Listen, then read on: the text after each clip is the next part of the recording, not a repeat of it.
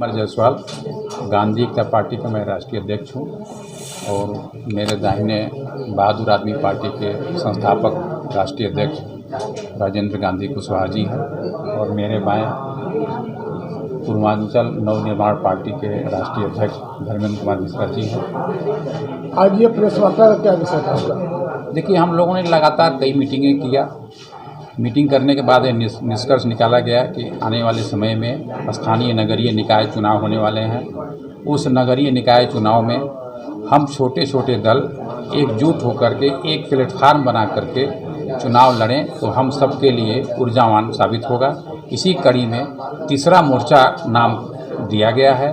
उस तीसरे मोर्चे के संयोजक बड़े भाई राजेंद्र गांधी कुशवाहा जी को बनाया गया है और तीसरे मोर्चे के प्रवक्ता बड़े भाई धर्मेंद्र कुमार मिश्रा जी और मैं सेकंड प्रवक्ता के रूप में प्रदीप कुमार जायसवाल जी में मैं बना हूँ। शेष लोग सह संयोजक बनाए गए हैं और तीसरे मोर्चे का आज काशी की धरती से, हिंदू की सांस्कृतिक नगरी से यह यहाँ से प्रारंभ हो रहा है और हम सब लोगों का पूरा प्रयास होगा कि पूर्वांचल के लगभग 2600 जिले में जितने भी नगर निगम हैं, टाउन एरिया हैं या नगर पालिका परिषद हैं, वहाँ के अध्यक्ष, टाउन एरिया के अध्यक्ष, पार्षदी, जहाँ तक हम लोगों का अपना पैर फैला सकते हैं वहाँ तक हम लोग अपने दमखम के बल पर चुनाव लड़ेंगे। किस मुद्दे को लेकर लड़ेंगे? मुद्दा देखिए, स्थानीय निकाय चुनाव में हर जगह का स्थानीय जो समस्या होती है वही हमारी मुद्दे होंगे। कहीं जल की समस्या होती है, कहीं खरंजा की समस्या होती है, कहीं रोजगार की समस्या होती है, कहीं ठेले खुंचे वाले भगाए जा रहे हैं, हटाए जा रहे हैं, उजाड़े जा रहे हैं। यही सब हमारे मुद्दे होंगे जो स्थानीय समस्या पर निर्भर करेगा। अभी गांधी जी ने बोला कि सीवर टैक्स और पानी टैक्स माफ करेंगे। हाँ, ये हमारे पार्टी के एजेंडे में, हम लोगों के तीसरे मोर्चे के एजेंडे में है, लेकिन इस एजेंडे को तो प्रदेश के स्तर तक रहेगा। लेकिन मान लीजिए हम गंगापुर टाउन एरिया लड़ा रहे हैं, एक बात बता रहे हैं आपको, तो गंगापुर टाउन एरिया की समस्या वहाँ की अलग हो सकती है। हम रावड़गंज में टाउन एरिया के मान लीजिए लड़ा रहे हैं तो वहाँ की स्थानीय समस्याएं अलग, क्योंकि ये चुनाव स्थानीय होता है और स्थानीय समस्याओं पर निर्भर करता है, इसलिए हर जगह की समस्याएं अलग अलग हो सकती हैं। उन्हीं समस्या को उठा करके हम जनता के बीच में जाएंगे। किस एजेंडे से आप माफ करेंगे, इसका बोझा किसके ऊपर जाएगा जो आप जनता का पैसा माफ करेंगे? जैसे दिल्ली में 300 यूनिट बिजली फ्री दी जा रही है, बिहार में शराब बंद कर दिया गया, तो उसकी भरपाई कहीं से हो रही है ना। और यह कोई ज़रूरी नहीं है कि मकान टैक्स दुगना चौगुना कर दिया जाए। पानी जो है, जल जो है, जीवन की मूलभूत समस्या है। मतलब 1 घंटा भी प्यास के अभाव में आदमी नहीं रह सकता है। तो अगर हम जो सरकार इसको भी उपलब्ध नहीं करा सकती है तो वह सरकार को अब क्या समझेंगे। पानी फ्री मिलना चाहिए, हाउस टैक्स का रेशियो कम होना चाहिए। बनारस के जो लान अनुयायी हैं या जो लान संचालक हैं इस समय करा रहे हैं 1-1 करोड़ 50-50 करोड़ रुपए का टैक्स का नोटिस भेजा गया है। ये क्या है? तो जनता को उतना ही टैक्स ला दिए जितना कि वो खुशी से वहन कर सके। फ्री खिलाने के नाम पर बिचौलिए को कमर मत तोड़िए, हमें चाहते हैं। हाँ, किस पार्टी से अपने? देखिए, मेरा तो गांधी एकता पार्टी है, आपका पूर्वांचल नवनिर्माण पार्टी है, आपका बहादुर। नगर निकाय चुनाव में किसी बड़े पार्टी जैसे भारतीय जनता पार्टी या समाजवादी पार्टी से मिलकर काम करेंगे या अकेले? देखिए, फिलहाल तो हम अकेले करने जा रहे हैं और अपने प्रत्याशी को जिताने का हर संभव प्रयास रहेगा। और आगे क्या समीकरण बनेगा उस पर निर्भर करेगा कि क्या बन सकता है, लेकिन हम अपने प्रत्याशी को जिताने लड़ाने का ही काम करेंगे। विधानसभा में भारतीय जनता पार्टी से काफ़ी, देखिए, हम लोगों का ओरिजिन मतलब उत्पत्ति भारतीय जनता पार्टी से ही हुआ है। क्या लगता है इस बार भारतीय जनता पार्टी को सपोर्ट मिलेगी आपको? फिलहाल तो नहीं मान के चलिए, हम लोग अपने लड़ेंगे, अपने प्रत्याशी को जिताएंगे या जो भी जनता आशीर्वाद देगा वो प्राप्त करेगा। लेकिन इसमें तालमेल की वर्तमान में संभावना दूर तो नहीं दिखाई पड़ती, लेकिन प्रस्ताव आएंगे तो उस पर विचार किया जा सकता है। 100 सीटों में से कितने सीट पर लड़ाएंगे? प्रयास तो यही है कि 100 में 100 हम लड़ाएं। जिस तरह से विकास की नैया बह रही है इसी भारतीय जनता पार्टी कहती है, क्या लगता है कितनी चुनौती होंगी आपको? जब हम 100 सीटों पर लड़ाएंगे, जनता के बीच में जाएंगे, जनता का कितना आशीर्वाद मिलता है तब हम कह सकते हैं कि क्या मेरे को परिणाम प्राप्त हुआ। अभी परिणाम क्या समस्या देखने को मिल रहा है? समस्या तो चौतरफा समस्या है। समस्या का समाधान माननीय मोदी जी दिल्ली में बैठकर यहाँ की समस्या को नहीं जान सकते। कुछ समस्याओं को जान सकते हैं जो बड़ी बड़ी समस्या हैं, लेकिन सड़कों पर आप निकलते होंगे, बाइक चलाते होंगे तो आपको आभास हो जाता होगा कि काशी की समस्या क्या है। और जो लोकल में निवास करता है ना, उससे ज़्यादा दिल्ली में बैठकर समस्या का आकलन। मैं राजेंद्र गांधी कुशवाहा, 2 बार के पार्षद, पूर्व डिप्टी चेयरमैन नगर निगम बनारस, वर्तमान में आप लोगों ने तीसरा मोर्चा का संयोजक अभी अभी घोषित किया है। आप लोगों को बहुत बहुत धन्यवाद। क्या रहेगा मुद्दा, क्या किस तरह से रणनीति तैयार कर रहे हैं इस बार नगर निकाय चुनाव को? तीसरा मोर्चा पूरे पूर्वांचल में चुनाव लड़ने जा रही है गंभीरता से और मजबूती के साथ। हम लोग के साथ सभी जाति सभी धर्म के लोग साथ में हैं। लगभग 1 दर्जन से अधिक पार्टी के लोग हम लोग के साथ हैं।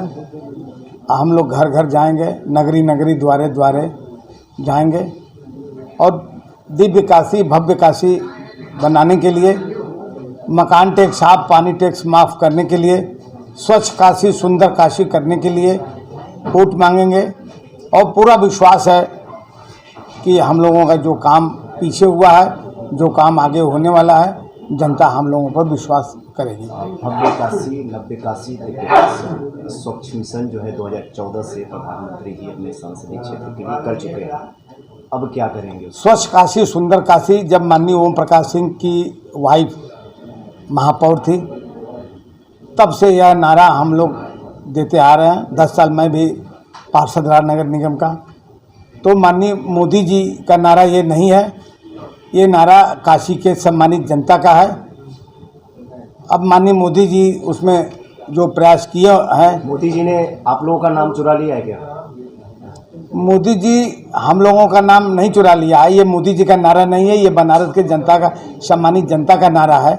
मोदी जी कोई व्यक्तिगत नारा अपनी तरफ से ये नहीं किया।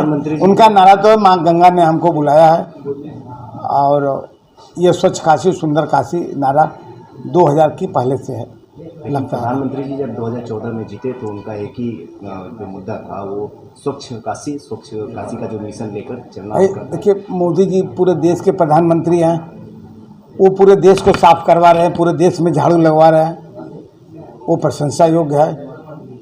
जहाँ तक आपने बनारस के बारे में कहा तो वो हमने कहा कि ये नारा पहले से है। विधानसभा में आपने अपना प्रत्याशी खड़ा किया है, तो बैठ के हुई विधानसभा में बहादुर आदमी पार्टी के 5 प्रत्याशी खड़ा हुए थे। अब चूंकि हम लोगों का अभी संगठन बहुत मजबूत नहीं था, हम लोगों के पास 2 नंबर के धन नहीं थे। हम लोगों ने बैठक कर मूल्यांकन किया नामांकन के बाद। मतलब बाकी जो पार्टियां हैं उसके पास 2 नंबर के। हाँ 2 नंबर। ये चुनाव ही, ये भारत का लोकतंत्र का चुनाव ही भ्रष्टाचार की जननी है। आप हमारे बात को अन्यथा अगर न लें तो ये जो जितना आज भ्रष्टाचार हो रहा है, चाहे दूसरे दल के लोग कर रहे हैं, कभी लालू पकड़ा रहे हैं, कभी वो पकड़ा रहे हैं, चुनाव में इतना खर्चा है कि उनकी मजबूरी है भ्रष्टाचार करना। तो आप बैठ क्यों गए? क्या धन के अभाव में लड़ा? हाँ, धन के अभाव में हम लोगों ने अपना मूल्यांकन किया, धन और संगठन के अभाव में। तो हम लोगों ने कहा कि अभी हमारा 2020 में पार्टी रजिस्टर्ड हुआ है। ऐसा कि बीजेपी से आपने गठबंधन कर लिया है। बीजेपी के माननीय स्वतंत्र देव सिंह तत्कालीन प्रदेश अध्यक्ष महेश श्रीवास्तव के माध्यम से बुलवाए थे। सर्किट हाउस में महेश श्रीवास्तव थे, महानगर भाजपा के अध्यक्ष थे, केदारनाथ सिंह थे, सुधीर मिश्रा थे, स्वतंत्र देव सिंह जी थे, पूनम मौर्य थी। उन्होंने कहा कि चूँकि मैं बीजेपी में 20 साल काम किया हूँ, उन्होंने आग्रह किया कि अभी तुम चुनाव मत लड़ो और दोबारा भारतीय जनता पार्टी की सरकार बनेगी तो जो हम सब लोग हैं उनको सम्मान दिया जाएगा। हम लोगों के पास धन का अभाव था तो हम लोगों ने कहा कि बैठने के लिए कुछ काला धन आपको नहीं मिला था नहीं, बीजेपी की तरफ उन्होंने से? प्रस्ताव अशोक धवन जी ने ऐसा आरोप है कि आप नहीं बैठे नहीं तो आरोप काला नहीं धन है, आपको ये मिला। आपका व्यक्तिगत विचार है। माननीय अशोक धवन जी बीजेपी वाले कह रहे हमने पैसा दिया, नहीं, बीजेपी काला वाले धन कभी दिया। नहीं कर नहीं काला आप धन दिया नहीं गया। आप गांधी गलत जी को बोल दिया गया कि नहीं आप प्रत्याशी बैठ नहीं जाइए। नहीं अशोक धवन जी कार्यालय पर आए थे, उन्होंने ऑफर किया था लालचंद कुशवाहा के साथ कि अगर आप लोग का खर्चा हुआ है तो हम लोग देने के लिए तैयार है। हम लोगों ने कहा एमएलसी अशोक धवन कि नहीं, कोई पैसा नहीं चाहिए, उनका नंबर ले लीजिए, बीजेपी के बड़े लोगों का नंबर आपके पास होगा, कोई नहीं कह सकता है कि आपके कैंडिडेट आरोप लगाते हम इसी तरह खड़े हुए हैं, बीजेपी वाले आएंगे हम लोग को धन मिलेगा बैठ जाएंगे। जो प्रत्याशी खड़े हुए थे आपके आरोप लगा रहे थे, कुछ नहीं आरोप कोई नहीं लगा रहा, आरोप आप ऐसी बातें कहा नहीं नहीं कोई नहीं कर रहा। आज भी बीजेपी के लोग आड़े बड़े हम लोग का तारीफ करते हैं कि हम लोग जो प्रत्याशी खड़े किए तो वो बोल रहे थे। भाई देखिए, भारत निर्वाचन आयोग में पंजीकरण है, प्रत्याशी खड़ा करना है, लड़ाना है, इसके छोड़ कोई दूसरा काम तो करना नहीं है। नेताजी, आप काले धन की बात कर रहे हैं जी। मतलब वर्तमान में जो देश में सरकार है, जी। देश में सरकार, हम वर्तमान सरकार को काला धन और सफ़ेद धन नहीं कह रहे हैं, हम कह रहे हैं कि लोकतंत्र का चुनाव का जो व्यवस्था है वो भ्रष्टाचार का जननी है।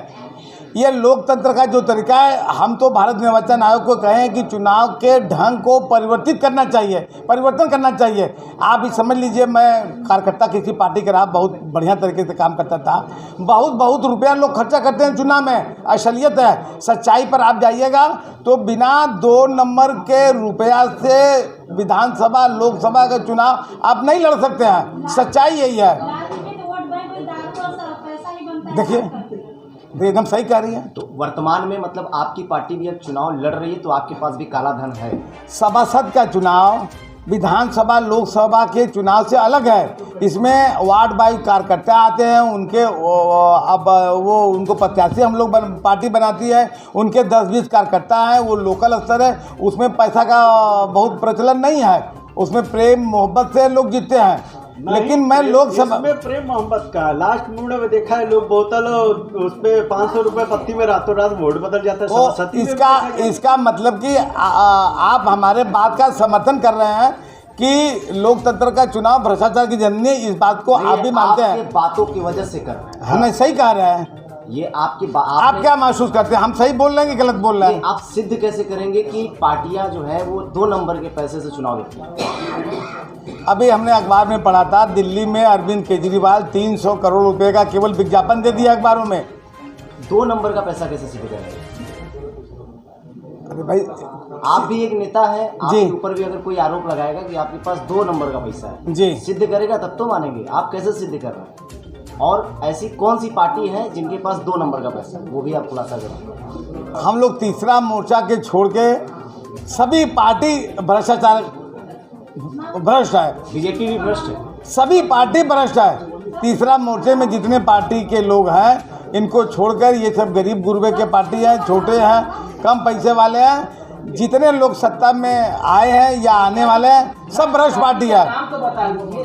भ्रष्ट पार्टियों का 1-2 नाम बताइए। हमने बता दिया कि तीसरे मोर्चे के छोटे छोटे दल जो हैं, इनको छोड़कर बाकी सत्ता और सत्ता के बाहर सारे भ्रष्टाचारी है। आपके मित्र भाजपा के पास भी वही 2 नंबर का पैसा है? हमारा कोई मित्र नहीं है, क्योंकि आपके मित्र हमारे मित्र गांधी एकता पार्टी के हैं, प्रदीप जायसवाल जी हैं। हमारे मित्र पूर्वांचल नवनिर्माण पार्टी के धर्मेंद्र मिश्रा जी हैं, पीके तिवारी जी हैं, शशि राजभर जी हैं, राजेश। एक अंतिम जी, वर्तमान सरकार के पास है काला धन, 2 नंबर का पैसा है जिससे चुनाव लड़ती है? अब आप समझ लीजिए, आप समझ लीजिए कि सीबीआई और ईडी का इतना ताबड़तोड़ छापा पड़ रहा है। अगर 2 नंबर सवालों का जवाब जो है वो हाँ ना में बस बताया। हम जो आपके समाचार के माध्यम से हमको जो ज्ञात होता है, सीबीआई और ईडी का जो ताबड़तोड़ हर महीने 25-50 छापा होता है, बिना काला धन का क्यों छापा पड़ेगा? ठीक, सही कह रहे हैं कि नहीं? ठीक, धन्यवाद, बस। धन्यवाद।